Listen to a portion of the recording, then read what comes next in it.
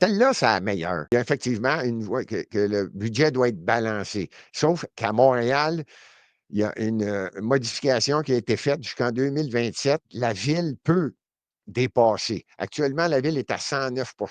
Elle devrait être à 100 des deux côtés. Là, c'est 109 de trop. Je veux dire 9 supérieur.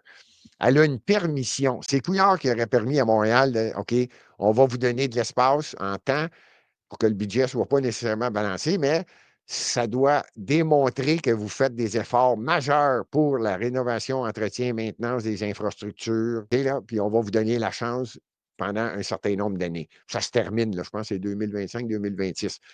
Le premier ministre va renouveler ça. C'est exceptionnel. Juste Montréal qui a ça. Tout ça pour te dire que j'ai 700 millions qui partent juste en intérêt. C'est hallucinant, là. Tu dis, voyons donc.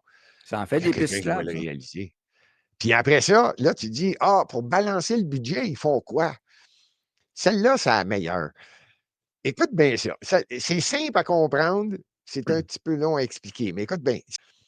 Mais là, ce qui est en train d'arriver, et c'est pour ça que je dis, je veux voir tous les chiffres. Là, c'est rendu à combien de temps que tu amortis? Parce que si tu veux jouer avec les chiffres puis balancer ton budget, ben, tu amortis une route sur 20 ans. Là, tu peux t'amuser sur un budget là, quand tu veux qu'il soit balancé. Mais plus tu fais ça, ben, plus c'est, moi j'appelle ça du pelletage par en avant, par en avant. L'administration qui va suivre est pognée avec ça. Il faut Mmh. que tu restabilises tes finances. Il faut que tu redonnes confiance à tes citoyens. Ben, écoute, c'est déjà un pas pour sauver parce que moi, je parle déjà beaucoup de mise en tutelle de Montréal, comme solution.